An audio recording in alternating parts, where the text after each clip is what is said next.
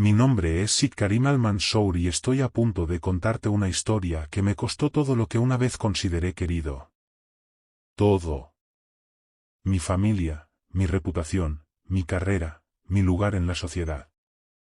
Pero esta misma historia también me dio algo mucho mayor que todas esas cosas juntas. Me dio la verdad. Me dio a Jesucristo.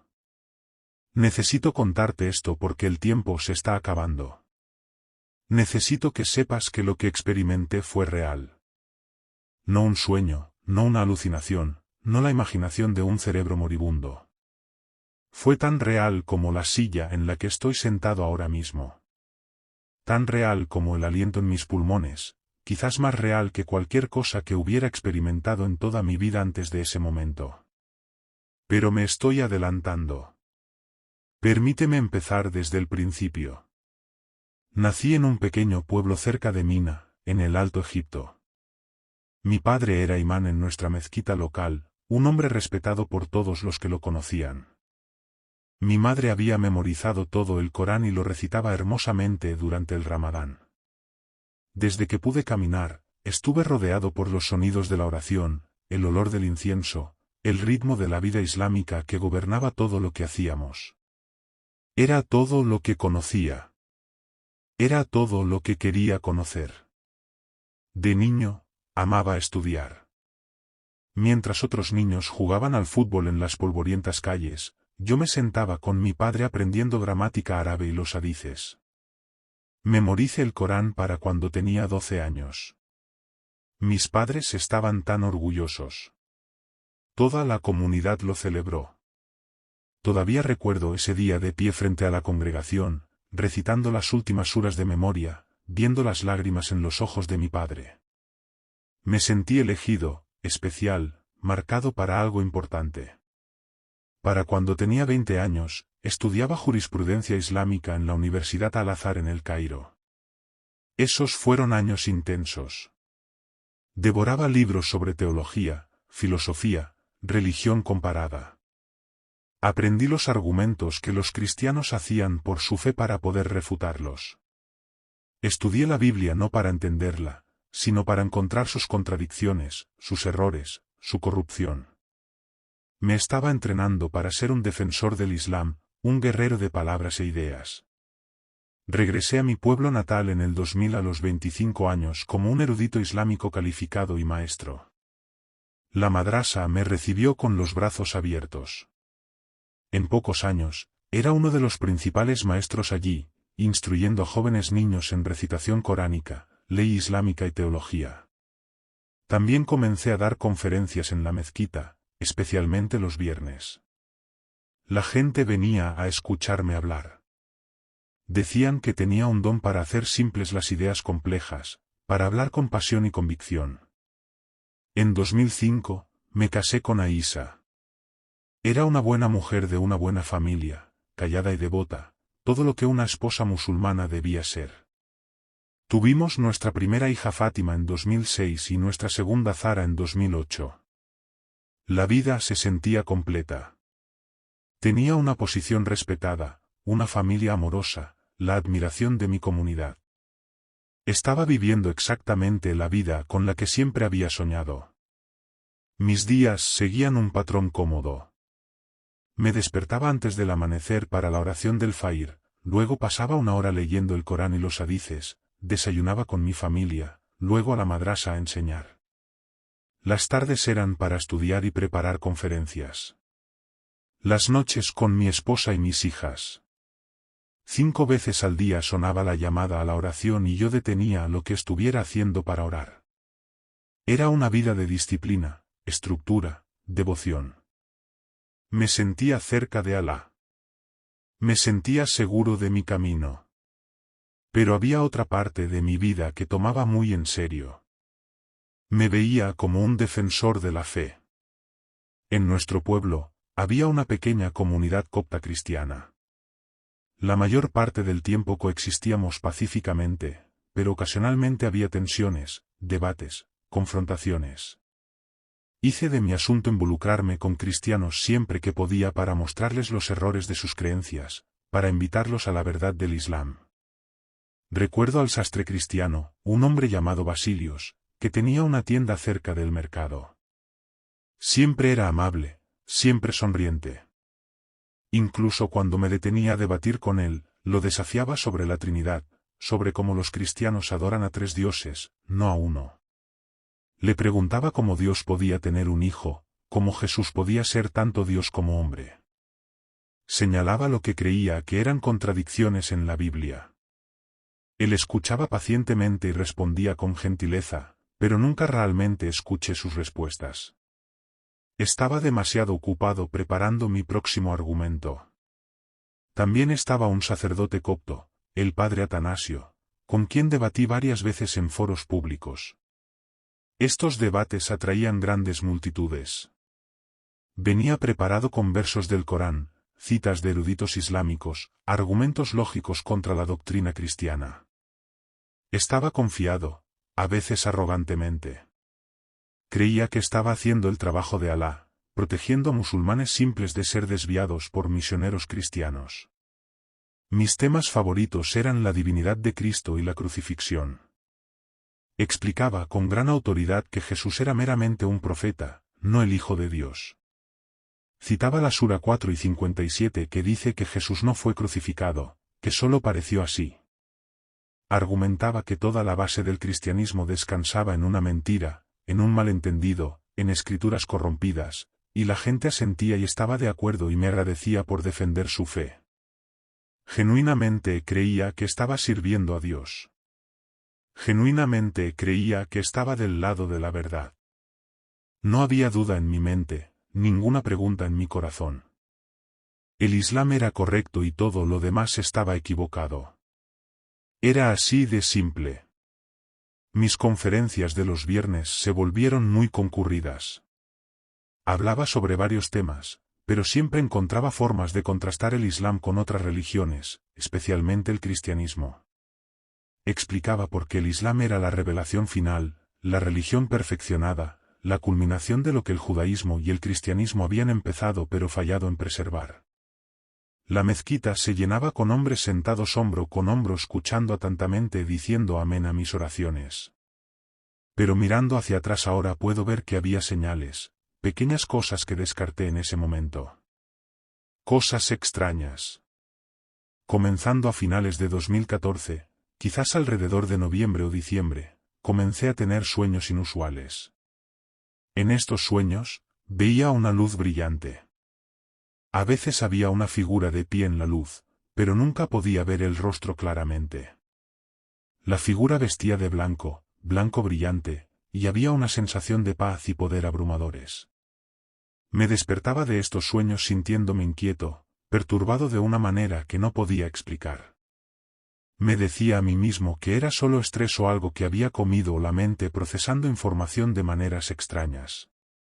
Nunca le conté a nadie sobre estos sueños. Parecían insignificantes.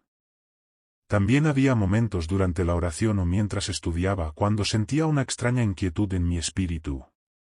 Era como si algo faltara, como si estuviera buscando algo que no podía nombrar. Apartaba el sentimiento y oraba más fuerte, estudiaba más tiempo, asumiendo que era Saitán tratando de distraerme de mis devociones. A principios de 2015, comencé a experimentar dolores ocasionales en el pecho. Nada grave, solo una opresión, una molestia que iba y venía. Mi esposa notó que me frotaba el pecho a veces y preguntó si estaba bien. Le dije que no era nada, solo estrés por enseñar y preparar conferencias. Solo tenía 39 años, saludable, activo. No pensaba que problemas cardíacos pudieran afectarme a alguien como yo. Ignoré las señales de advertencia. Llegó marzo de 2015. Recuerdo que era una hermosa primavera, el clima se calentaba después de los meses más frescos del invierno. Estaba preparando un sermón especial de viernes. Irónicamente, trágicamente, el tema iba a ser sobre las falsas afirmaciones de la resurrección de Jesús.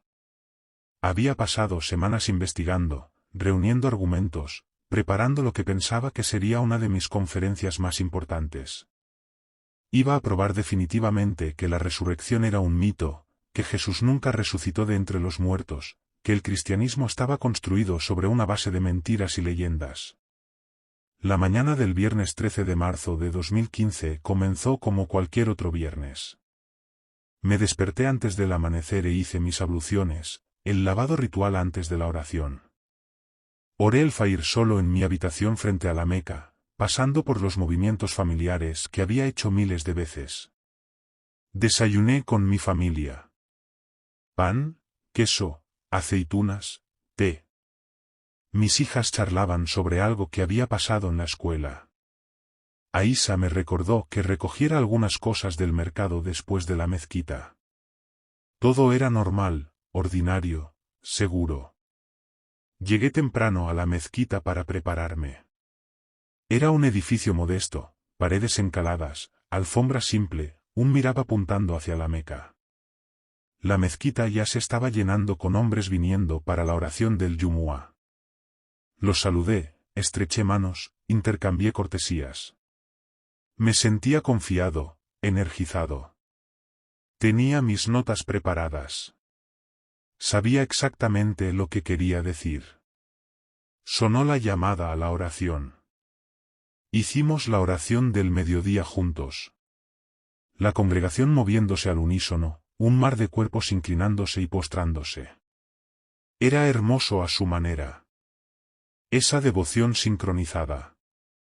Después de la oración, todos se sentaron esperando mi sermón. La mezquita estaba llena. Hombres llenaban cada espacio disponible. Algunos se sentaban fuera de la puerta escuchando por las ventanas. Me paré al frente mirando a todas esas caras expectantes. Comencé a hablar. No puedo recordar ahora exactamente qué dije en esos primeros minutos. Hablé sobre la importancia de defender nuestra fe, sobre los ataques al Islam desde Occidente, sobre la necesidad de mantenerse firmes en la verdad. La congregación estaba atenta, asintiendo, murmurando su acuerdo. Sentí la familiar oleada de pasión que venía cuando enseñaba, cuando defendía lo que creía. Luego pasé al tema principal, la resurrección de Jesús. Estaba explicando cómo esto era una adición posterior a la historia, cómo los discípulos lo habían inventado, cómo los romanos probablemente habían robado el cuerpo. Estaba citando eruditos islámicos, construyendo mi argumento punto por punto. Mi voz se hacía más fuerte, más enfática. Esta era la parte que amaba. La parte donde realmente podía clavar el mensaje. Y entonces sucedió. Un dolor repentino en el pecho, no como las pequeñas molestias que había estado experimentando. Esto era diferente. Masivo. Aplastante. Como si alguien hubiera colocado un peso enorme sobre mi caja torácica y estuviera presionando con toda su fuerza. El dolor se irradiaba por mi brazo izquierdo y subía a mi mandíbula. Me detuve a mitad de frase, jadeando. Intenté continuar hablando. Abrí la boca, pero las palabras no salían. El dolor se intensificó. Podía sentir mi corazón martilleando irregularmente en mi pecho, como si estuviera olvidando cómo latir correctamente. La habitación comenzó a girar. Vi las caras de la congregación mirándome con preocupación, confusión. Alguien se levantó. Intenté hacerles señas de que me apartaran. Intenté indicar que estaba bien, pero no lo estaba. Mis piernas flaquearon. Caí de rodillas primero. Luego hacia adelante sobre mis manos. El dolor era insoportable ahora. Blanco caliente, consumiendo. Escuché gritos, gente corriendo hacia mí. Alguien estaba llamando mi nombre. Los bordes de mi visión se oscurecían, como cortinas cerrándose desde ambos lados. Intenté tomar aire, pero no parecía obtener suficiente. Lo último que recuerdo de ese momento fue golpear el piso, la alfombra áspera contra mi mejilla, y luego oscuridad. Oscuridad completa y absoluta. Todo se volvió negro. Todo se volvió silencioso. Y me fui. Estaba muerto. No lo sabía en ese momento, pero la gente luego me contó qué pasó después. Cómo hubo caos en la mezquita. Cómo alguien corrió a llamar una ambulancia. Como mi hermano, que estaba en la congregación, intentó hacer RCP, aunque realmente no sabía cómo. Como tomó 23 minutos para que llegara la ambulancia por el tráfico y porque nuestro pueblo era pequeño y el hospital más cercano estaba lejos. Cómo cargaron mi cuerpo sin vida en la parte trasera de la ambulancia y me llevaron corriendo a la sala de emergencias, la sirena aullando por las calles. En el hospital, un equipo de médicos y enfermeras trabajó frenéticamente para revivirme. Usaron un desfibrilador para shoquear mi corazón. Hicieron compresiones torácicas. Inyectaron medicamentos. Nada funcionó. A las 2:47 de la tarde, 7 minutos después de que mi corazón había dejado de latir, el médico principal miró el reloj y se preparó para declararme muerto. Pero yo no sabía nada de esto. Estaba en otro lugar completamente. Había dejado mi cuerpo. Había dejado el mundo. Y estaba a punto de descubrir que todo lo que pensaba que sabía, todo sobre lo que había construido toda mi vida estaba a punto de ser desafiado de una manera que nunca podría haber imaginado. Mi viaje hacia la verdad estaba comenzando, aunque aún no lo sabía, y me costaría todo. Necesito contarte ahora sobre lo que pasó cuando morí. Sé cómo suena. Sé que parece imposible, pero te pido que escuches con el corazón abierto, que consideres que quizás, solo quizás, hay realidades más allá de lo que podemos ver y tocar en este mundo físico. Cuando mi corazón dejó de latir, cuando el último impulso eléctrico se desvaneció de mi cerebro, cuando los médicos en esa sala de hospital se preparaban para declararme muerto, no dejé de existir. Estaba más vivo, más consciente, más seguro que nunca en toda mi vida. Pero ya no estaba en mi cuerpo. La transición fue instantánea. Un momento estaba colapsando de dolor en el piso de la mezquita. Al siguiente momento estaba flotando por encima de todo mirando hacia abajo. Es difícil describir la sensación. No tenía forma física pero podía ver. No tenía oídos pero podía oír. Era pura conciencia, pura awareness, libre de las limitaciones de la carne y los huesos. Podía ver mi propio cuerpo tendido en el piso de la mezquita. Hombres estaban reunidos a su alrededor, a mi alrededor, gritando y llorando. Mi hermano estaba golpeando mi pecho. Alguien intentaba abrir un camino. Miré mi cuerpo con un extraño desapego. Se parecía a mí, pero ya no era yo. Era solo una cáscara vacía, un vehículo que había estado usando, pero que ya no necesitaba. No sentía dolor, ni miedo en ese momento. Solo confusión. ¿Qué estaba pasando? ¿Por qué estaba aquí arriba? ¿Por qué podía ver todo desde arriba? Luego hubo una sensación de tirón. No física, pero real de todos modos. Estaba siendo atraído lejos de la mezquita, lejos de mi cuerpo, lejos del mundo. Las paredes de la mezquita se volvieron transparentes, luego se desvanecieron por completo. Me estaba moviendo o siendo movido a través de algún tipo de espacio que no era exactamente espacio físico. Todavía podía ver destellos del pueblo debajo de mí, las calles, los edificios, pero se estaban desvaneciendo, volviéndose menos reales, menos sólidos. El tirón continuó. Intenté resistirlo, intenté volver a mi cuerpo, pero no tenía control. Me estaban llevando a algún lugar quisiera o no y entonces de repente estaba en ninguna parte. El mundo desapareció completamente. No había nada. Solo nada. Oscuridad. Pero esta no era la oscuridad de una habitación con las luces apagadas. Esta no era la oscuridad de la noche. Era algo completamente diferente. Era una oscuridad que parecía viva, opresiva, pesada. Me presionaba desde todos lados. Y con la oscuridad vino el silencio. Silencio total y completo. Ningún sonido en absoluto.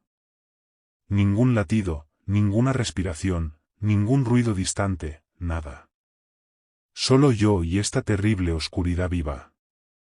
El miedo vino entonces. Miedo crudo y primal diferente a cualquier cosa que hubiera experimentado. Quería gritar, pero no tenía voz. Quería correr, pero no tenía piernas. Estaba atrapado en este vacío, esta nada, completamente solo y completamente aterrorizado. El tiempo parecía no tener significado. Podría haber estado allí por segundos o años. No había forma de saberlo. Preguntas inundaron mi mente. ¿Estaba muerto? Por supuesto, estaba muerto. Pero, ¿dónde estaba?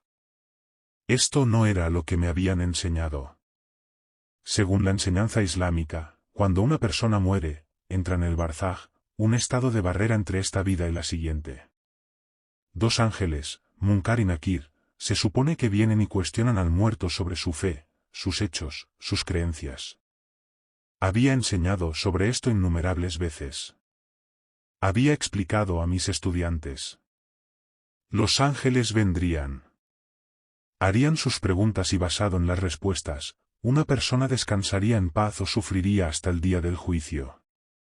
Pero no había ángeles. No había cuestionamiento. Solo esta oscuridad y esta terrible, aplastante soledad. Comencé a entrar en pánico. ¿Dónde estaban los ángeles? ¿Por qué no estaba sucediendo como me habían enseñado? ¿Había estado equivocado sobre algo?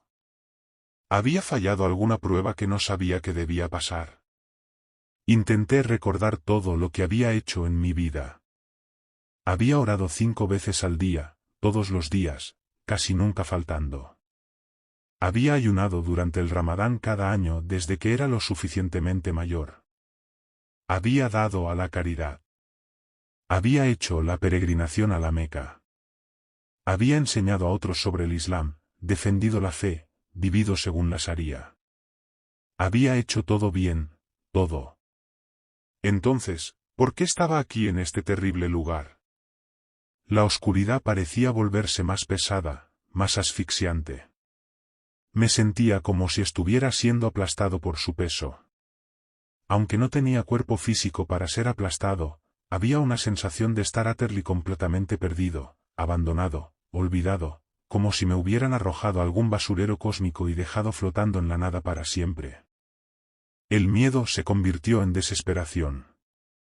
Esto no podía ser. Esto no podía ser la muerte. Esto no podía ser lo que esperaba a todos. Era demasiado horrible, demasiado vacío, demasiado final. No sé cuánto tiempo permanecí en esa oscuridad. El tiempo no tenía significado allí. Pero gradualmente, lentamente, un pensamiento se formó en mi mente. Una pregunta, una duda. ¿Y si todo lo que había creído estaba equivocado? ¿Y si toda mi certeza, todo mi conocimiento, toda mi confianza habían estado mal colocados? ¿Y si había pasado toda mi vida defendiendo algo que no era verdad? El pensamiento era aterrador. Más aterrador incluso que la oscuridad. Toda mi identidad estaba construida sobre ser un erudito musulmán, un maestro, un defensor del Islam. Si eso estaba equivocado, entonces, ¿quién era yo? ¿Qué había significado mi vida? ¿Lo había desperdiciado todo? ¿Había desviado a otros? Las preguntas giraban en mi mente, cada una más dolorosa que la anterior. Y entonces, en la distancia, vi algo. Una luz. Pequeña al principio, solo un punto en la oscuridad interminable, pero estaba allí, real, visible. La esperanza surgió en mi pecho, o lo que habría sido mi pecho si hubiera tenido uno. La luz estaba creciendo, volviéndose más brillante, acercándose. O quizás yo me estaba moviendo hacia ella. No podía decirlo, pero la distancia entre mí y esa luz se estaba reduciendo. La luz era diferente a cualquier cosa que hubiera visto en la tierra. Era pura, limpia, blanco brillante, pero no dolía mirarla. No era dura como el sol. Era hermosa. Y a medida que se acercaba, sentía que la oscuridad comenzaba a retroceder, a retirarse como si le tuviera miedo a la luz. El peso opresivo comenzaba a levantarse. El silencio permanecía, pero se sentía diferente ahora, menos amenazante. Me encontré atraído hacia la luz como una polilla a la llama. Quería estar cerca de ella, en ella, rodeado por ella. Representaba todo lo que la oscuridad no era. Esperanza, paz, vida, calidez. Todo mi ser la anhelaba. Pero al mismo tiempo, tenía miedo. Profundamente miedo porque de alguna manera, incluso antes de poder ver qué había en la luz, lo sabía. Sabía quién era. Y ese conocimiento me aterrorizaba más que la oscuridad. La luz se expandió, creciendo más y más grande hasta llenar toda mi visión. La oscuridad se había ido completamente, desterrada por esta radiancia abrumadora. Y entonces, mientras miraba, una figura comenzó a emerger de la luz. Una persona, un hombre, caminando hacia mí desde ese blanco brillante. Vestía túnicas, simples y puras blancas, más blancas que la luz misma, si eso era posible. A medida que se acercaba, podía comenzar a distinguir rasgos. Un rostro, una barba, cabello oscuro. Pero eran sus ojos los que me capturaron. Ojos llenos de amor, pero también llenos de verdad penetrante. Ojos que parecían ver todo sobre mí, cada pensamiento, cada acción, cada secreto que alguna vez había tenido. Nada estaba oculto de esos ojos. Y lo sabía quién era. Aunque había pasado años negando su divinidad, aunque había enseñado a innumerables personas que era meramente un profeta, nada más, lo sabía. No había pregunta, ninguna duda. Este era Jesús, Isa al-Masí, aquel contra quien había argumentado, sobre quien había debatido, a quien había disminuido en mis enseñanzas. Estaba aquí. Era real, y estaba de pie justo frente a mí. El terror me invadió. Según todo lo que me habían enseñado, esto era imposible. Jesús era un profeta, sí, pero había sido llevado al cielo por Alá antes de la crucifixión. No era divino. No era el Hijo de Dios. No era Señor. Esas eran corrupciones cristianas, mentiras, blasfemias. Y sin embargo aquí estaba, emergiendo de una luz que solo podía ser luz divina, irradiando poder y autoridad que solo podían venir de Dios mismo. Quería huir, correr de vuelta a la oscuridad, esconderme de esos ojos. Pero no había a dónde ir. Estaba atrapado en este espacio, este lugar intermedio, de pie frente a la misma persona que había pasado años enseñando a la gente a rechazar. La vergüenza me invadió, ola tras ola. No solo vergüenza, sino vergüenza profunda, aplastante del alma. Había estado equivocado. Completamente, utterly equivocado. Y ahora estaba cara a cara con la evidencia de mi error. Se movió más cerca y pude ver sus manos. Había heridas allí en sus muñecas. Heridas profundas, terribles y en sus pies. Las mismas heridas que parecían haber sido hechas por clavos, por crucifixión. Mi mente se tambaleó. El Corán decía que no había sido crucificado. Que solo pareció así, que alguien más había sido puesto en la cruz en su lugar. Pero estas heridas eran reales. Podía verlas. Estaban curadas, pero aún visibles, aún presentes. La evidencia del sufrimiento, de la muerte, del sacrificio. Caí de rodillas o tuve la sensación de caer de rodillas. Aunque no tenía cuerpo físico, no podía mirarlo, no podía soportar encontrarme con esos ojos. Esperé el juicio, la condenación, el castigo que severamente merecía. Había luchado contra él, hablado contra él, desviado a otros de él. ¿Qué haría conmigo ahora? ¿Qué terrible destino esperaba a alguien que había pasado su vida oponiéndose a la verdad? Pero entonces habló. Su voz era gentil, triste, pero también firme. Habló en árabe, mi idioma, y escuché cada palabra con perfecta claridad. Lo que dijo resonaría en mi mente por el resto de mi vida. Me preguntó por qué. ¿Por qué lo había perseguido? ¿Por qué había alejado a la gente de él? ¿Por qué había rechazado la verdad que había venido a traer? No podía responder. No tenía defensa. Había pensado que estaba sirviendo a Dios, pero había estado sirviendo a mi propio orgullo, mi propia certeza, mi propia necesidad de tener razón. Las lágrimas vinieron, aunque no tenía ojos para llorarlas. Un llanto del alma, un dolor más allá de lo que cualquier cuerpo físico podía expresar. Todo sobre lo que había construido mi vida se estaba derrumbando. Cada certeza se revelaba como duda. Cada respuesta que había dado con confianza se exponía como ignorancia. Se quedó allí esperando, dándome tiempo para absorber la realidad de dónde estaba y quién era él. El amor que irradiaba de él era casi doloroso en su intensidad. Esto no era el juicio frío que había esperado. Esto no era Alá, el distante, el severo, el que castiga severamente. Esto era algo más, alguien más, personal, presente, lleno de dolor por mis elecciones, pero también lleno de una misericordia incomprensible. Y entonces hizo algo que nunca olvidaré. Extendió su mano hacia mí, esas manos heridas, y dijo que iba a mostrarme algo. Iba a mostrarme la verdad. La verdad real, no la versión que me habían enseñado, no la versión que había enseñado a otros, sino la verdad misma.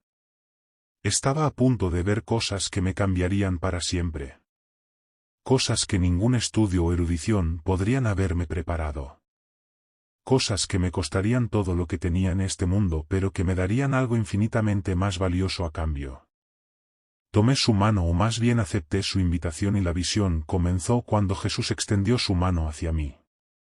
Todo cambió de nuevo. La luz blanca brillante que nos rodeaba pareció cambiar para abrirse y de repente estábamos parados en otro lugar. No, no solo en otro lugar. Estábamos al borde de un lugar sobre el que solo había hablado en términos teológicos abstractos. Un lugar que había usado para asustar a la gente a la obediencia.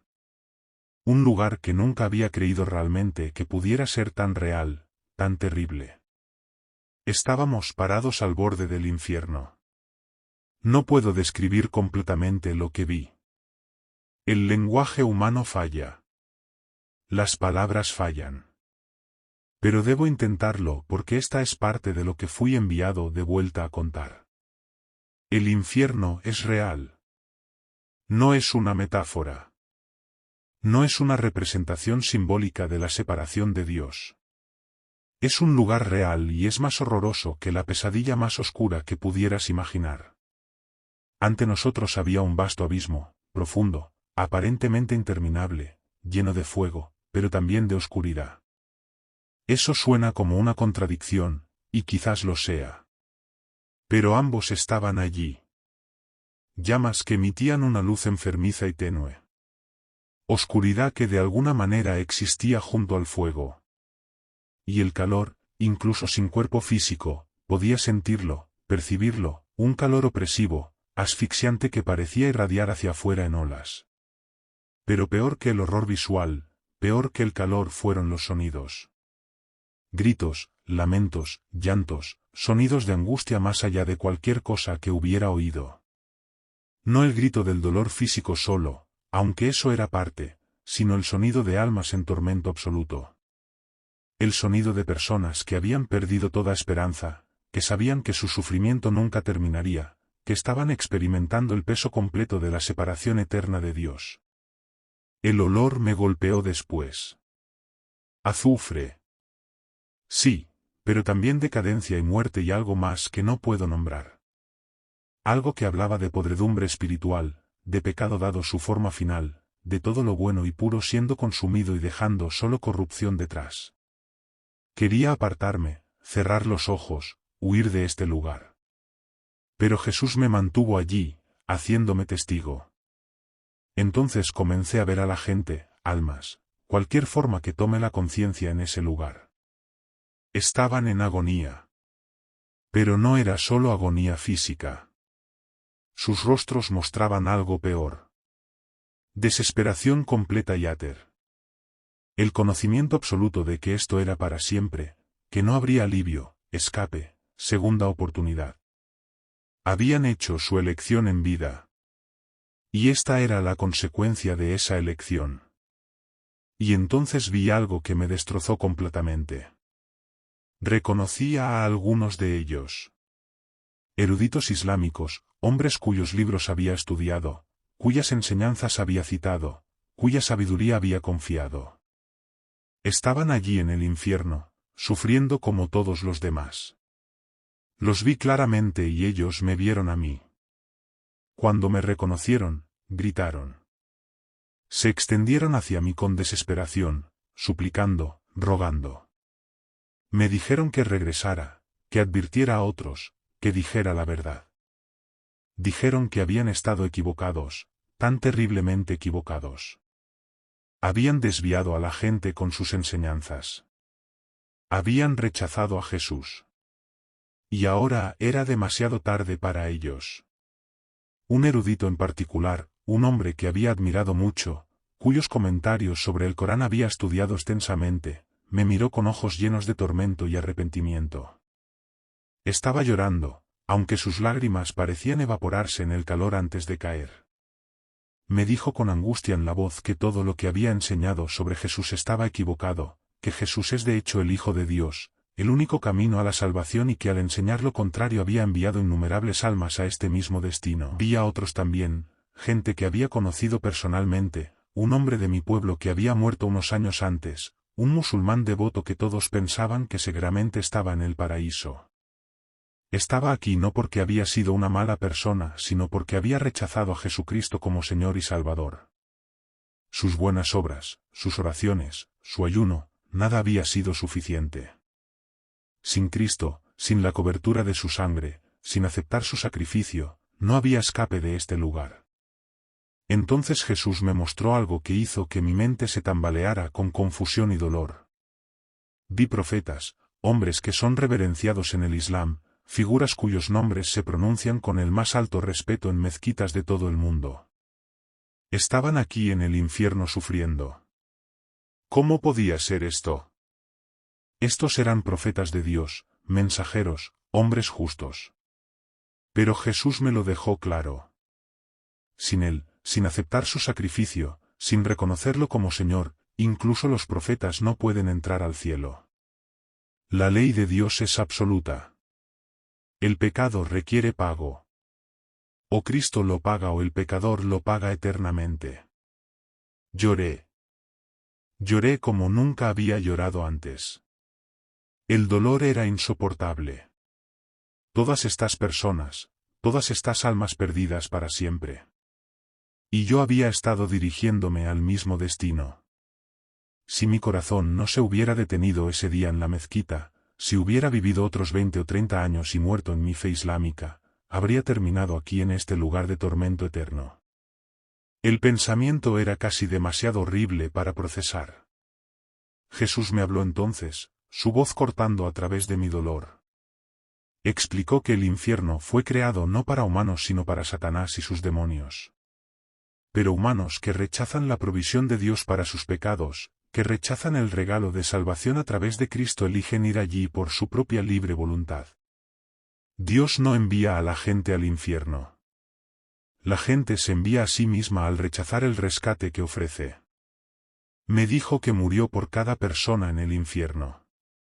Su sacrificio era suficiente para ellos, pero lo habían rechazado. Algunos nunca habían oído de él, es cierto, pero habían rechazado la luz que sí tenían, la conciencia que Dios había escrito en sus corazones, la evidencia de su existencia en la creación. Otros, como los eruditos que vi, habían oído de Jesús, pero habían elegido creer que era solo un profeta o un buen maestro, nada más.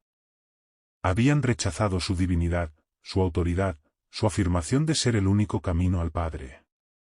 Lo peor, me dijo Jesús, era que no tenía que ser así para ninguno de ellos. Cada alma en el infierno podría haber estado en el cielo. Si solo lo hubieran aceptado, creído en Él, confiado en su obra terminada en la cruz. La invitación había sido ofrecida. El precio había sido pagado, pero habían dicho no y ahora era eternamente demasiado tarde. No podía soportar mirar más. El peso de lo que veía me estaba aplastando. Pero Jesús no había terminado. Dijo que necesitaba mostrarme algo más, algo completamente diferente. En un instante, la escena cambió. El horror desapareció y estábamos parados al borde del cielo. Si el infierno estaba más allá de las palabras en su horror, el cielo estaba más allá de las palabras en su gloria. No puedo describirlo adecuadamente. Solo puedo decirte que era más hermoso, más real, más vivo que cualquier cosa que exista en la tierra. Todo sobre él hablaba de perfección, de completitud, de la manera en que las cosas siempre debieron ser. La luz era diferente aquí. No dura, no cegadora, sino clara y pura y hermosa. Iluminaba todo sin crear sombras. Los colores eran más vívidos que cualquier color que hubiera visto en la tierra. Como si los colores terrenales fueran solo copias pálidas de lo real. Había paisajes, jardines, ríos, montañas en la distancia, pero eran perfectos. Sin decadencia, sin muerte, sin hint de corrupción. Y la música que oí, canto, voces elevadas en adoración, armonías más hermosas que cualquier cosa que hubiera oído. No era solo sonido. Era de alguna manera más que sonido. Era alegría hecha audible. Era amor dado voz. Las canciones eran sobre Jesús, alabándolo, exaltándolo, agradeciéndole por su sacrificio. Y los cantantes, podía verlos en la distancia, eran personas de cada nación, cada tribu, cada lenguaje, todos unidos en adoración.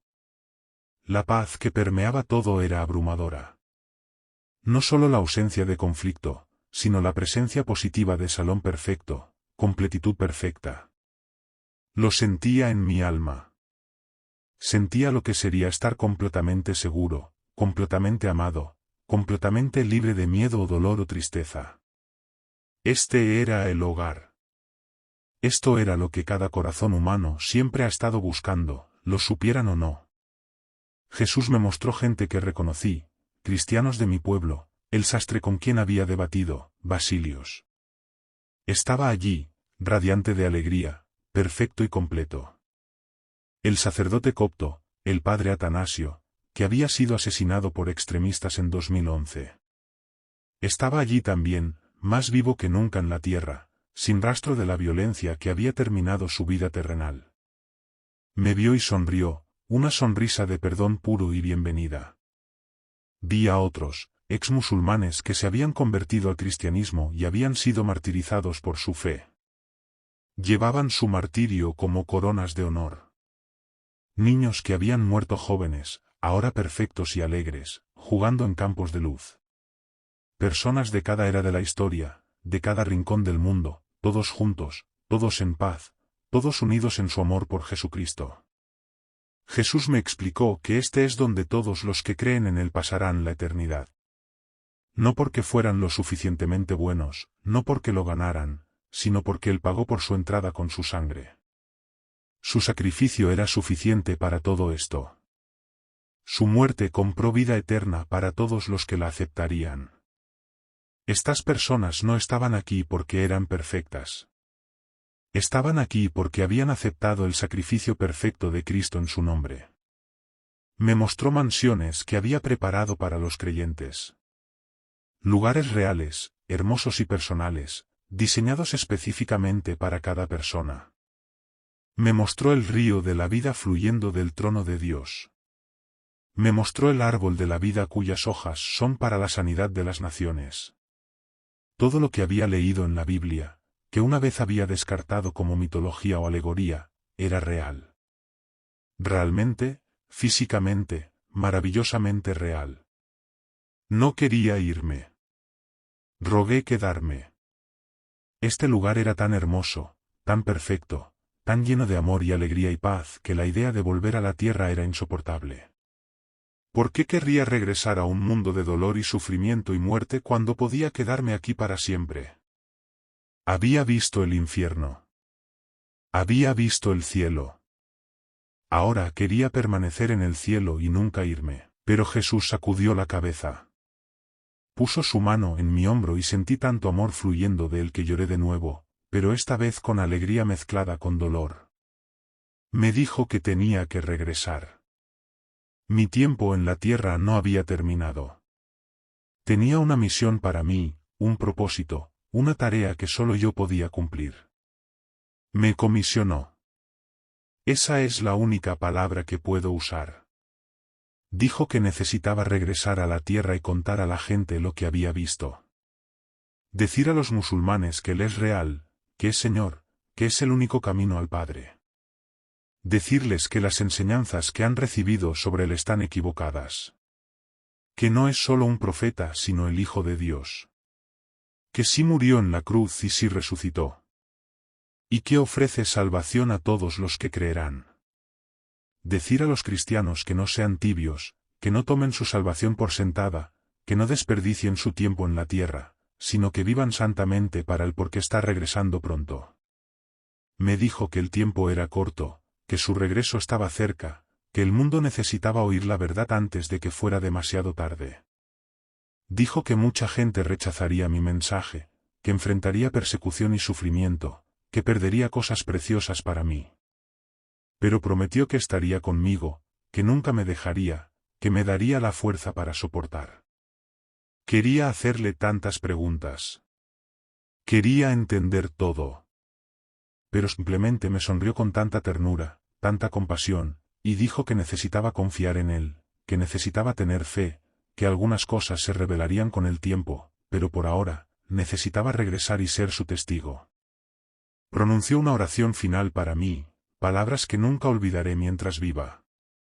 Dijo, Él es el camino, la verdad y la vida, y nadie viene al Padre sino por Él. Estas palabras exactas. No las reconocí como escritura en ese momento porque nunca había estudiado seriamente la Biblia cristiana, pero se grabaron en mi memoria, marcadas en mi alma con fuego.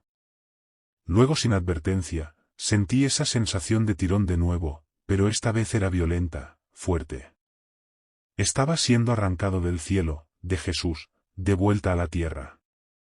Intenté resistir, intenté aferrarme a ese lugar de paz, pero no tenía poder para quedarme. La luz se desvaneció, la belleza desapareció. Estaba corriendo a través de la oscuridad, a través del espacio, de vuelta a mi cuerpo. Y entonces con un shock que se sintió como ser golpeado por un rayo, me estrellé de vuelta en mi forma física. Mis ojos se abrieron de golpe. Jadeé por aire, mis pulmones quemando al llenarse de oxígeno. Cada nervio en mi cuerpo estaba gritando. Las luces fluorescentes de la sala de hospital eran cegadoramente brillantes después de la luz pura del cielo. Escuché gritos, gente gritando en shock. Manos estaban sobre mí, revisando mi pulso, mi respiración. Alguien estaba gritando algo sobre que era imposible, sobre que estaba muerto. Intenté sentarme, pero manos me empujaron hacia abajo. El rostro de un médico apareció sobre mí, sus ojos abiertos con incredulidad. Estaba diciendo algo, pero no podía procesar las palabras. Todo lo que podía pensar era en lo que acababa de ver. Jesús, el infierno, el cielo, las almas gritando, la paz y belleza, la comisión que me habían dado. Todo seguía tan vívido, tan real, más real que la sala de hospital a mi alrededor. Mi cuerpo se sentía extraño, pesado, doloroso. Mi pecho dolía donde habían estado haciendo compresiones. Había almohadillas de electrodos pegadas a mi piel, una línea 4 en mi brazo. El olor a antiséptico y medicina. Todo se sentía crudo y áspero comparado con donde acababa de estar. Había probado la eternidad. Y ahora estaba de vuelta en el tiempo, de vuelta en la carne, de vuelta en un mundo que de repente parecía pequeño y temporal. Los médicos lo llamaban un milagro. Seguían diciendo que había estado muerto por 7 minutos, que mi corazón se había detenido completamente, que no había explicación médica para por qué estaba vivo y consciente. Hicieron pruebas, revisaron mi función cerebral, mi ritmo cardíaco, todo. Las pruebas mostraron que de hecho había sufrido un infarto masivo, pero de alguna manera no había daño permanente. Mi corazón latía normalmente ahora. Mi cerebro no mostraba signos de privación de oxígeno. Médicamente, debería haber estado muerto o severamente dañado cerebralmente, pero no era ninguno. Pasé 3 días en el hospital. Mi familia vino a visitar. Mi esposa y mis hijas, mis hermanos, amigos de la mezquita. Todos estaban celebrando, agradeciendo a Alá por salvar mi vida, llamándolo una señal de su favor. Me trajeron tarjetas y flores y dijeron oraciones sobre mí. Pero no podía unirme a su celebración. Me acosté en esa cama de hospital mirando el techo, luchando con lo que había experimentado. ¿Era real? ¿Podía haber sido real? Todo en mi entrenamiento islámico me decía que era imposible. Jesús no era Dios. No era el Hijo de Dios. No murió en la cruz. Toda la base del cristianismo estaba basada en errores y corrupciones. Había pasado años estudiando esto, enseñando esto, creyendo esto con absoluta certeza. Pero lo que había visto, lo que había experimentado era tan vívido, tan real, tan poderoso que no podía descartarlo como una alucinación o un sueño. Había visto a Jesús. Había visto sus manos heridas. Había visto el infierno y el cielo. Lo había oído hablar. ¿Cómo podía todo eso ser solo neuronas disparando mal en un cerebro moribundo? Era demasiado detallado, demasiado coherente, demasiado significativo, y el sentimiento de ello, el amor irradiando de Cristo, la paz del cielo, el horror del infierno, esas no eran cosas que mi cerebro pudiera haber fabricado. Eran demasiado ajenas a cualquier cosa que hubiera experimentado o incluso imaginado. Pero si era real, entonces todo cambiaba. Todo. Toda mi visión del mundo tendría que ser desmantelada. Mi identidad como erudito musulmán sería destruida. Mi vida tal como la conocía terminaría. El pensamiento me aterrorizaba casi tanto como la oscuridad que había experimentado después de la muerte. ¿Cómo podía posiblemente contarle a alguien sobre esto?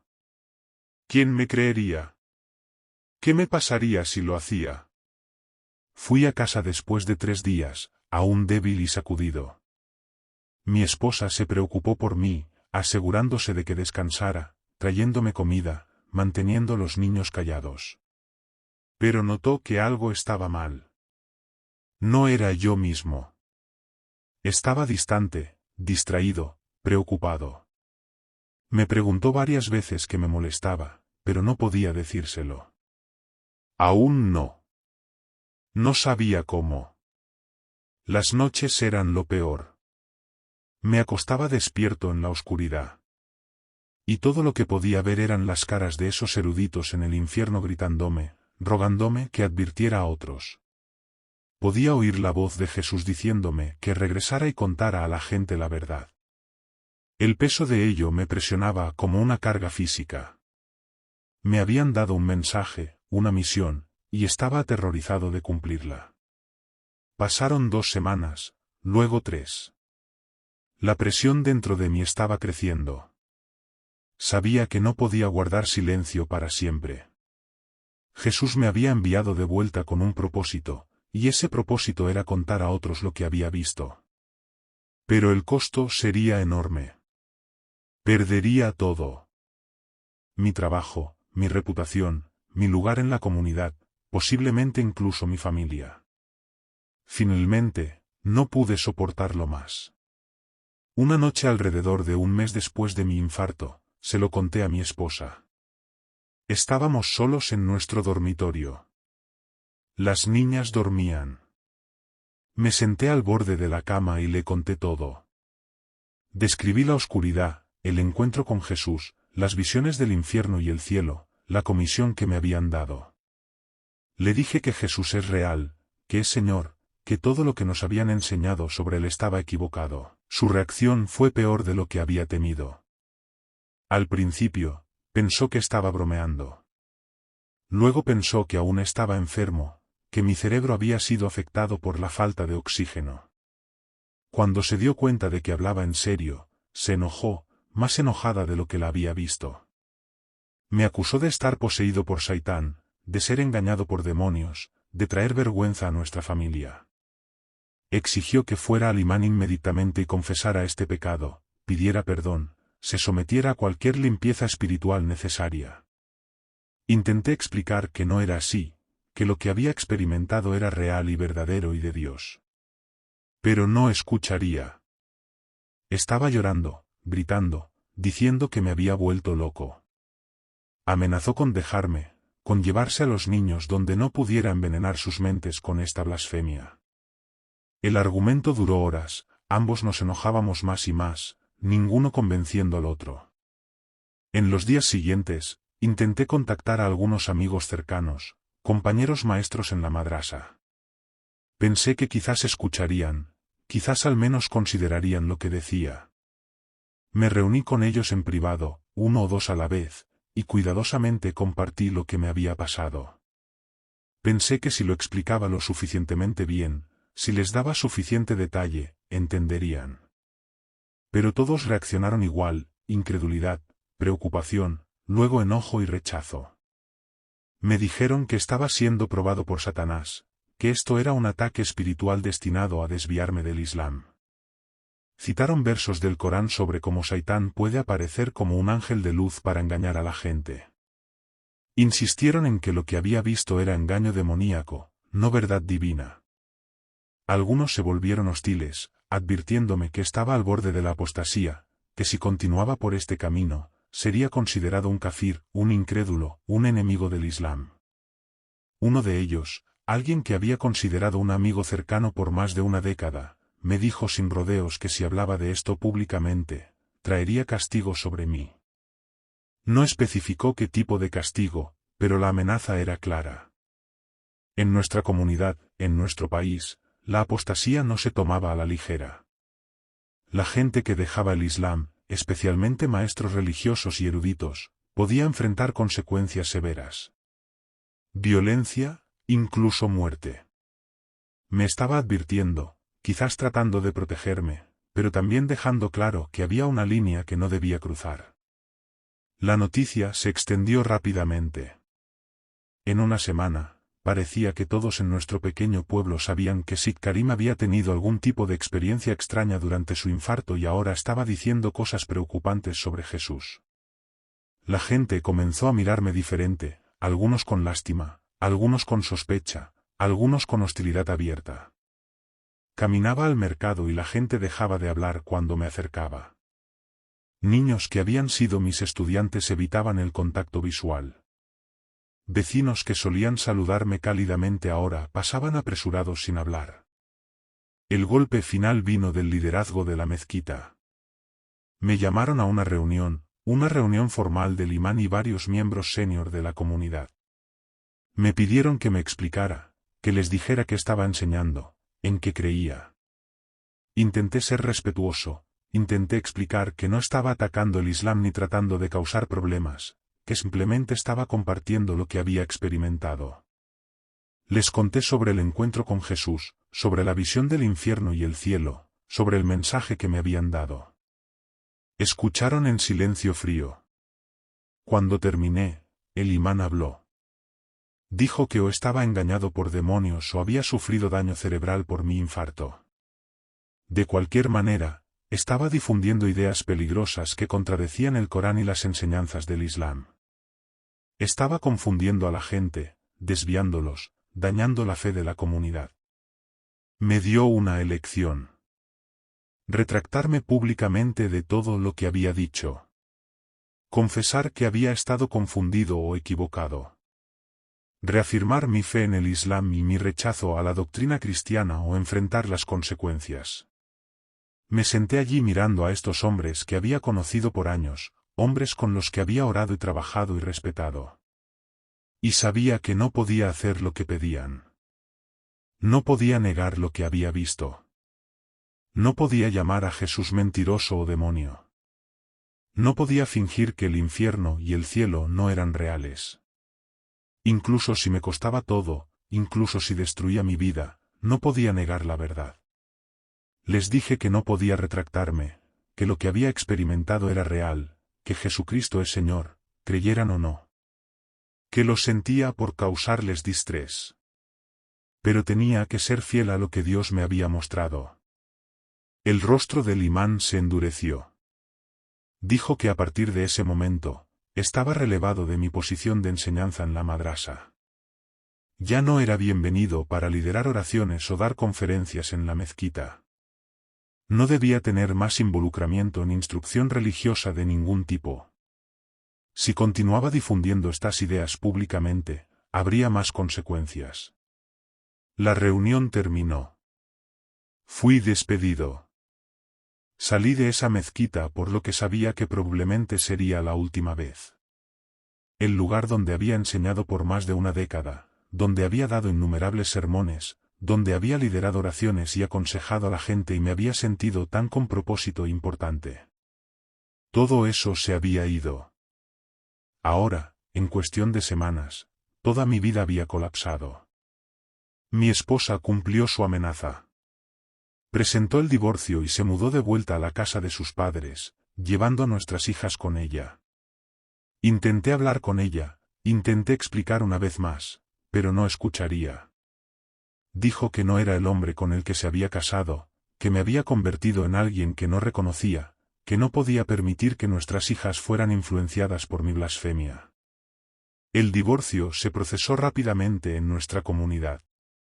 Cuando una esposa se iba porque su esposo se había convertido en apóstata, no había pregunta sobre quién tenía la razón. El día que se llevó a las niñas fue uno de los peores días de mi vida. Peor incluso que la oscuridad después de la muerte, porque al menos eso había sido impersonal. Esto era personal. Eran mis hijos llorando, confundidos, preguntando por qué no podían quedarse con Baba. Era mi hija menor extendiéndose hacia mí mientras mi esposa la alejaba. Era ver a mi familia alejarse en auto y no saber si alguna vez las vería de nuevo. Perdí mis ingresos. La madrasa había sido mi única fuente de empleo. Nadie más en el pueblo me contrataría ahora. Era tóxico, contaminado, peligroso. Tenía algunos ahorros pequeños, pero no durarían mucho. Tuve que mudarme de la casa que había estado rentando, que era propiedad de alguien conectado a la mezquita. Encontré una pequeña habitación en una parte más pobre del pueblo, apenas lo suficientemente grande para un colchón para dormir y una pequeña mesa. El casero no hacía preguntas mientras pagara la renta. Mi familia me repudió. Mis hermanos vinieron a verme, no para ofrecer apoyo, sino para decirme que estaba muerto para ellos. Mi madre, cuando oyó lo que había hecho, se negó a hablarme. Mi padre, el imán que me había criado en el Islam, que había estado tan orgulloso cuando memoricé el Corán, dijo que ya no tenía un hijo llamado Karim. El dolor de ese rechazo cortó más profundo que cualquier otra cosa. Había perdido no solo mi trabajo y mi esposa y mis hijos, sino toda mi familia, toda mi historia, toda mi identidad. El aislamiento era aplastante. Pasaba días enteros sin hablar con otro ser humano. No tenía a nadie con quien hablar, nadie que entendiera por lo que estaba pasando. Las pocas personas que eran amables conmigo lo hacían por lástima, no por amistad. Era el loco ex-sheikh que había perdido la cabeza. La historia de advertencia que la gente contaría a sus hijos sobre lo que pasa cuando te desvías del camino recto. Hubo amenazas, notas anónimas empujadas bajo mi puerta, advirtiéndome que dejara de hablar de mi experiencia o enfrentara consecuencias. Mensajes diciéndome que dejara el pueblo. Una vez alguien lanzó piedras a mi ventana en medio de la noche. Otra vez estaba caminando a casa del mercado y alguien me empujó fuerte por detrás, derribándome al suelo. Nadie me ayudó a levantarme. La gente solo caminaba alrededor de mí como si fuera basura. Me hundí en depresión oscura, pesada, como nunca había experimentado. Me acostaba en mi colchón por horas mirando el techo, preguntándome si había cometido un terrible error. No sobre la verdad de lo que había visto. Nunca dudé de eso sino sobre hablar. Quizás debería haber guardado silencio. Quizás debería haber vivido con el conocimiento en privado y no contárselo a nadie. Quizás entonces aún tendría mi familia, mi trabajo, mi vida. En mis momentos más bajos, cuestionaba a Dios. Gritaba a Él en angustia. ¿Por qué me había enviado de vuelta a esto? ¿Por qué darme un mensaje que me costaría todo? ¿Por qué no simplemente dejarme morir e ir al cielo? ¿Cuál era el punto de todo este sufrimiento? ¿Estaba alguien incluso escuchando lo que intentaba decir? ¿Había perdido todo por nada? Hubo días en que pensé en terminarlo todo, solo terminar lo que el infarto había empezado, volviendo a donde quiera que iría. Quizás el cielo, quizás el infierno. Al menos sería un final dolor. Pero algo siempre me detenía. El recuerdo del rostro de Jesús. La sensación de su mano en mi hombro. Las palabras que había hablado de que estaría conmigo. Que nunca me dejaría. Esas promesas me mantuvieron vivo cuando todo lo demás me decía que me rindiera. Entonces, alrededor de 6 meses después de mi infarto, algo pasó que lo cambió todo. Un hombre vino a visitarme. Su nombre era Gergeis, y era un cristiano copto, un tendero con quien había debatido muchas veces a lo largo de los años. Siempre había sido duro con él, despectivo de su fe, condescendiente sobre sus creencias. Tenía toda razón para odiarme, o al menos para estar contento con mi caída. Pero cuando llamó a mi puerta esa tarde, su rostro no mostraba nada más que bondad. Dijo que había oído sobre lo que me había pasado, sobre la experiencia que había tenido y el precio que estaba pagando por hablar de ello. Dijo que había estado orando por mí por años. Incluso cuando debatía contra él, incluso cuando enseñaba a la gente a rechazar a Cristo, nunca había dejado de orar para que Dios me revelara la verdad. Trajo comida, comida simple, pan y queso y fruta. Pero fue el primer regalo que había recibido de alguien en meses. Más que eso, trajo amistad. Se sentó conmigo en mi pequeña habitación y escuchó mi historia sin juicio, sin interrupción. Cuando terminé, lloró. Dijo que me creía. Que lo que había experimentado era consistente con la Escritura, con el carácter de Cristo, con los testimonios de otros que habían encontrado a Jesús sobrenaturalmente. Luego hizo algo que nunca olvidaré. Metió la mano en su bolso y sacó un libro, una Biblia árabe. La puso en mis manos y dijo que debería leerla. Me dijo que si Jesús realmente se me había aparecido y me había enviado de vuelta con un mensaje, entonces necesitaba saber qué decía la Biblia, necesitaba entender la historia completa de la salvación, el Evangelio completo, la verdad completa sobre quién es Jesús y qué ha hecho. Sostuve esa Biblia en mis manos temblorosas, mirándola como si fuera algún tipo de objeto prohibido. En cierto modo, lo era. Me habían enseñado toda mi vida que la Biblia estaba corrompida, poco confiable, no para confiar. Había citado versos de ella solo para criticarlos, nunca para aprender de ellos. Pero ahora, sosteniéndola, me sentía atraído a ella. Quizás este libro contenía respuestas. Quizás me ayudaría a entender lo que me había pasado. Gergeis se fue después de 1 hora más o menos, pero prometió regresar. Dijo que no estaba solo, que había cristianos que me apoyarían si necesitaba ayuda. Le agradecí, mi voz rompiéndose con emoción.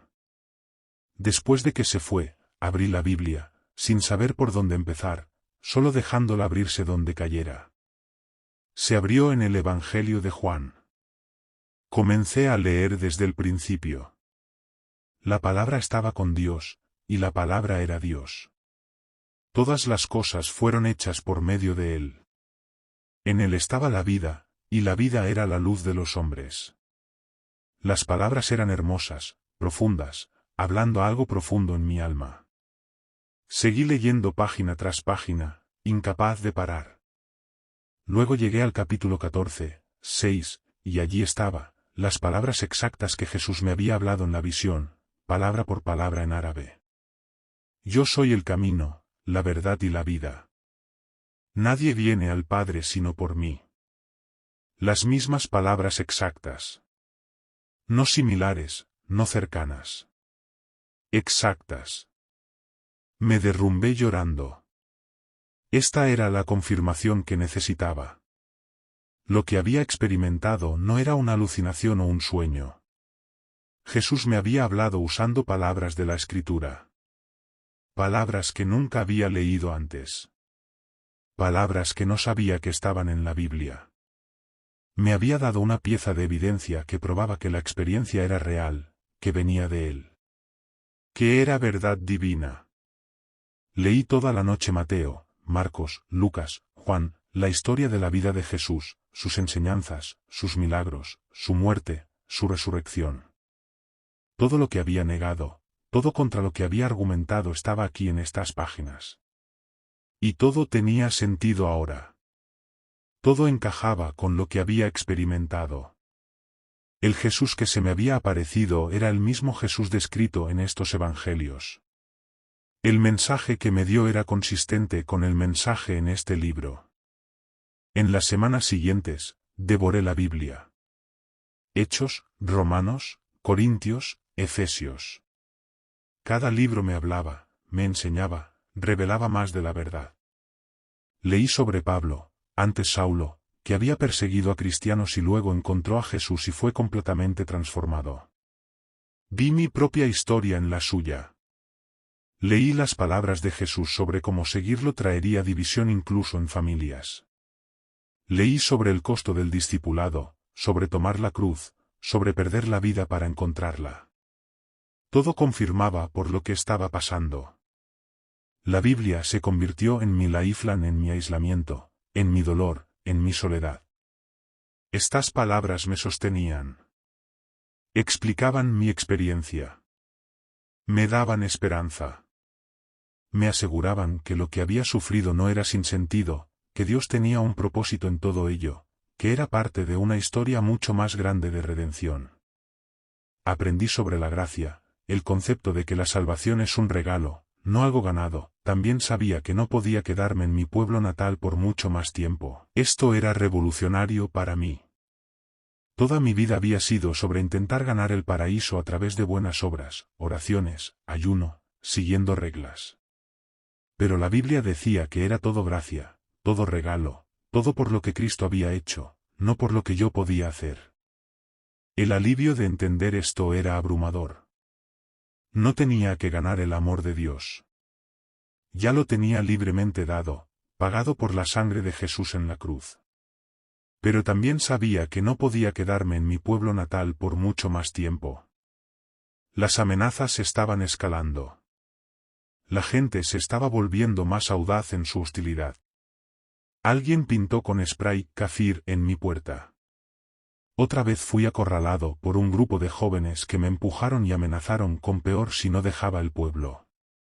Me di cuenta de que quedarme aquí podría terminar con mi muerte y no del tipo que me enviaría de vuelta a encontrar a Jesús.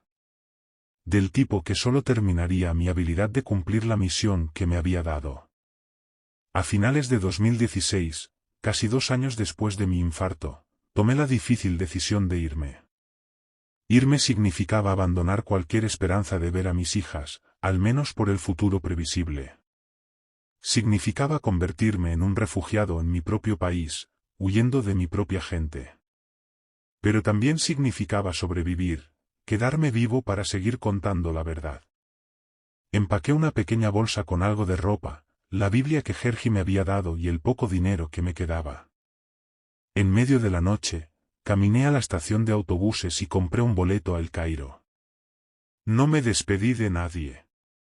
Solo me fui, desapareciendo en la oscuridad, dirigiéndome a un futuro incierto en una ciudad donde casi no conocía a nadie. Mientras el autobús se alejaba de mi pueblo, miré hacia atrás a las luces desvaneciéndose en la distancia. Todo lo que había conocido estaba allí atrás. Mi pasado, mi identidad, mi familia, mi vida. Todo se había ido. todo sacrificado por la verdad. Sentí dolor, sí, pero también algo más. Una extraña paz. Un sentido de que finalmente estaba en el camino correcto, que estaba haciendo lo que Dios quería que hiciera, que de alguna manera, en formas que aún no podía ver, todo esto valdría la pena. Había contado el costo, y había elegido a Jesús. El Cairo era abrumador. Había visitado la ciudad antes, pero vivir allí era diferente. Millones de personas, tráfico interminable, ruido y caos en todas partes. Me sentía perdido, anónimo, invisible. En mi pueblo natal, había sido alguien. Aquí, no era nadie. Solo otro hombre pobre con una bolsa y sin perspectivas, uno de miles luchando por sobrevivir en la masiva ciudad extendida. Pero Gurgus me había dado un contacto antes de irme.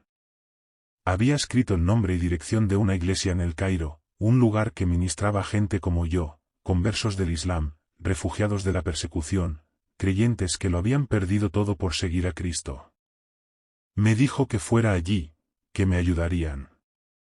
Encontré el lugar después de vagar por calles desconocidas por lo que parecieron horas. Mis pies dolían, mi corazón ansioso. Era un pequeño edificio, poco notable desde afuera, metido entre bloques de apartamentos. Nada indicaba que era una iglesia excepto una pequeña cruz sobre la puerta. Me paré afuera por varios minutos, temiendo entrar. ¿Y si me rechazaban? ¿Y si no creían mi historia? ¿Y si no pertenecía allí tampoco? Pero no tenía otro lugar a donde ir.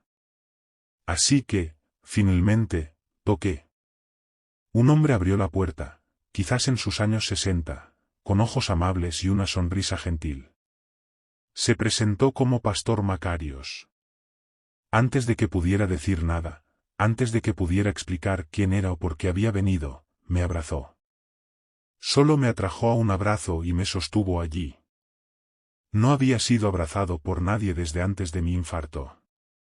La simple calidez humana de ello rompió algo en mí y comencé a llorar allí en la puerta, incapaz de parar. Me llevó adentro, me sentó, me dio agua y comida. Luego escuchó mi historia. Todo.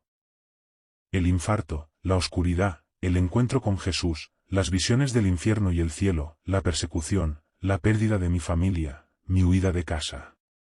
No interrumpió. No cuestionó. Solo escuchó con la misma atención gentil que Gurgus había mostrado. Cuando terminé, me agradeció por compartir, dijo que mi testimonio era un regalo, que Dios me había traído a este lugar con un propósito. El pastor Macarios me encontró una habitación para quedarme, un pequeño espacio en un edificio propiedad de la iglesia. No era mucho, solo 4 paredes, una cama, una mesa, pero era seguro. Nadie me amenazaría aquí. Nadie me atacaría o pintaría insultos en mi puerta. Por primera vez en casi 2 años, podía dormir sin miedo. La comunidad de la iglesia me abrazó.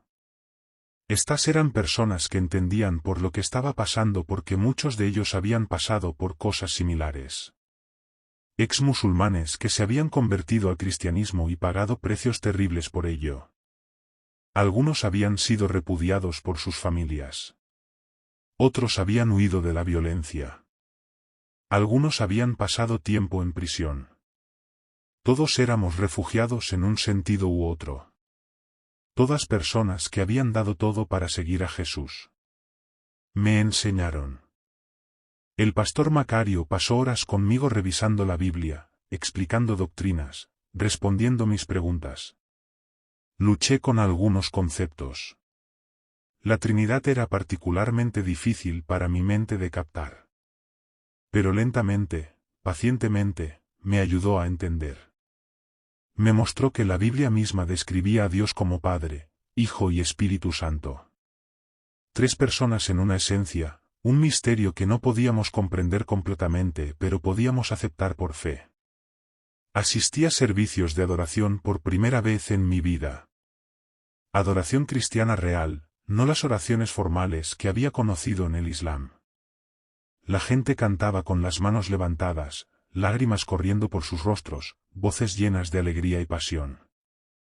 Cantaban sobre Jesús, sobre su amor, sobre su sacrificio, sobre ser salvados por gracia. La primera vez que oí el himno, Amazing Grace, cantado en árabe, no pude terminar sin llorar. Las palabras hablaban directamente a mi condición. Una vez estuve perdido, pero ahora estoy encontrado. Era ciego, pero ahora veo. Pasaron meses. Estudiaba la Biblia constantemente, hambriento de más verdad, más entendimiento. Me reunía con el pastor Macario varias veces a la semana para discipulado. Era paciente conmigo, entendiendo que estaba desaprendiendo décadas de enseñanza islámica y aprendiendo una manera completamente nueva de entender a Dios, la salvación y mi relación con lo divino. El concepto de llamar a Dios Padre era especialmente profundo.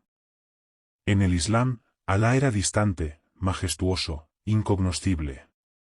Pero Jesús nos enseñó a orar a nuestro Padre en el cielo, a acercarnos a Dios con la intimidad y confianza de un niño.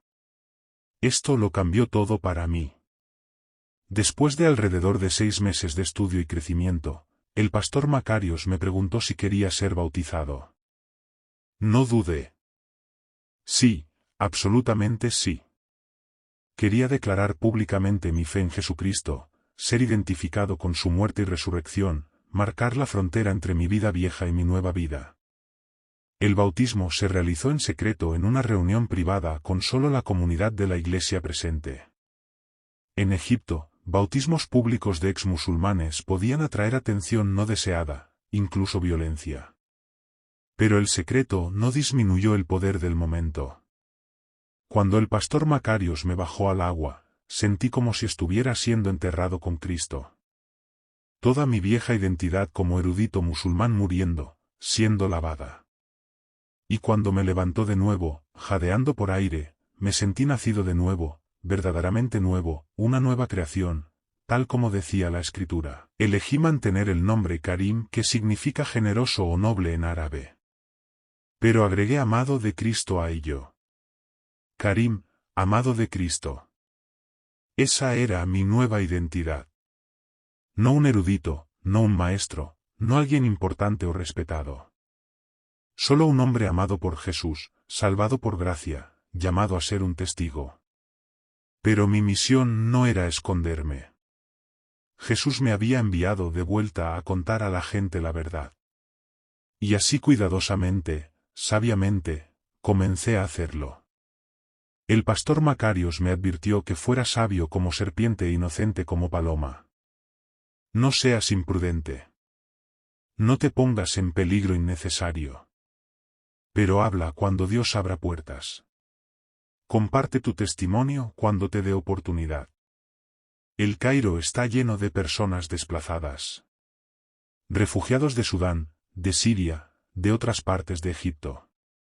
Personas que lo han perdido todo, que luchan por sobrevivir, que buscan esperanza.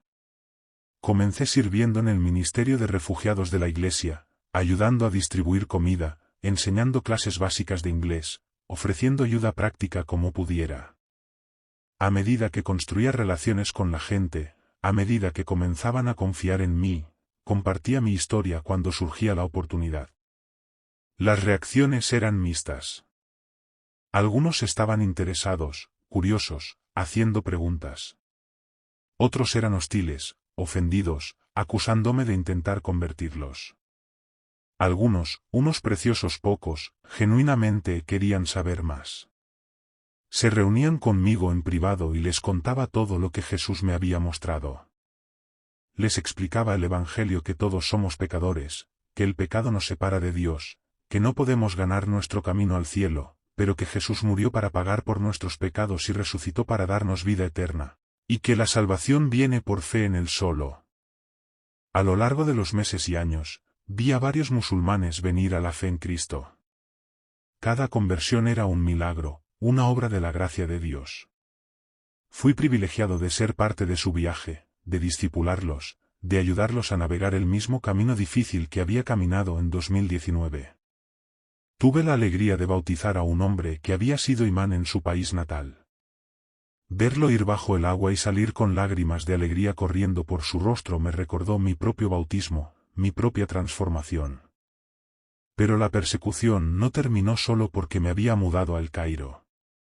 En una ciudad de millones, aún hay ojos vigilando, aún gente que no quiere que el evangelio se difunda, aún autoridades que ven el cristianismo, especialmente conversiones del Islam, como una amenaza. Fui arrestado 2 veces. Una por supuestamente perturbar la paz durante una conversación al aire libre sobre Jesús. Otra por distribuir literatura cristiana sin permiso. Ambas veces fui retenido por varios días, cuestionado, amenazado. Ambas veces fui eventualmente liberado sin cargos formales. Pero el mensaje era claro. Para lo que estás haciendo o habrá consecuencias. No paré. No podía. Cada vez que era tentado a guardar silencio, a protegerme, recordaba las caras de esos eruditos en el infierno gritando para que advirtiera a otros. Recordaba el mandato de Jesús de ir y contar. Recordaba que había prometido estar conmigo, nunca dejarme. Y seguía adelante, seguía hablando, seguía compartiendo la verdad que me había liberado. La pandemia de COVID-19 golpeó en 2020, trayendo cierres y restricciones, pero también trajo oportunidades inesperadas. Con todos confinados a sus hogares, la comunicación en línea explotó. Comencé a compartir mi testimonio cuidadosamente en YouTube, usando anonimato parcial para protegerme. No mostraba mi rostro completamente. Era cauteloso con detalles identificatorios, pero contaba mi historia. La respuesta fue abrumadora. Mensajes vinieron de todo el mundo. Algunos eran amenazantes, diciéndome que iría al infierno por apostasía, que era un traidor al Islam, que merecía la muerte. Pero otros eran diferentes. Musulmanes de Arabia Saudita, de Pakistán, de Indonesia, de lugares donde nunca había estado, escribiendo para decirme que habían experimentado algo similar, que habían visto a Jesús en un sueño o visión, que habían estado buscando la verdad, y mi testimonio confirmaba lo que habían estado sintiendo.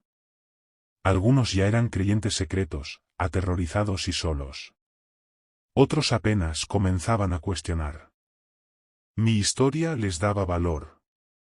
Un mensaje en particular me conmovió profundamente. Un hombre de Arabia Saudita escribió que pensaba que era el único, que se estaba volviendo loco, que su visión de Jesús debía ser Satán engañándolo. Pero oír mi testimonio le hizo darse cuenta de que Dios estaba haciendo algo real, algo poderoso, llamando a musulmanes a sí mismo a través de encuentros sobrenaturales con Cristo. Aceptó a Jesús como Señor y me pidió que lo ayudara a encontrar recursos de discipulado. Ese mensaje hizo que todo lo que había sufrido valiera la pena. A lo largo de estos años, nunca dejé de orar por mis hijas. Cada día, oraba por Fátima y Zara. Oraba para que Dios las protegiera, que se revelara a ellas, que de alguna manera algún día las vería de nuevo. No tenía contacto con ellas. Mi ex esposa se había asegurado de eso, pero confiaba a Dios con sus futuros. Él me había traído a sí mismo. Podía hacer lo mismo por ellas. En 2022, intenté contactar. Envié cartas a través de un intermediario intentando hacer contacto con mis hijas que ahora eran adolescentes. Quería que supieran que las amaba, que nunca había dejado de pensar en ellas, que no las había abandonado por elección. Las cartas quedaron sin respuesta. Mi ex esposa se negó a permitir cualquier comunicación. El dolor de ese rechazo nunca se fue completamente. Hubo noches en que me acostaba despierto pensando en mis niñas, preguntándome cómo se veían ahora, si me odiaban, si alguna vez pensaban en su padre. Pero tenía que confiar en Dios. Incluso con ese dolor, incluso con esa pérdida, Jesús había advertido que seguirlo a veces significaría división en familias, que madre y padre e hijos podrían ser puestos en contra unos de otros por su nombre. Él mismo había experimentado rechazo. Lo entendía y prometió que cualquiera que dejara familia por su causa recibiría 100 veces más en esta vida y vida eterna por venir. La iglesia se convirtió en mi familia.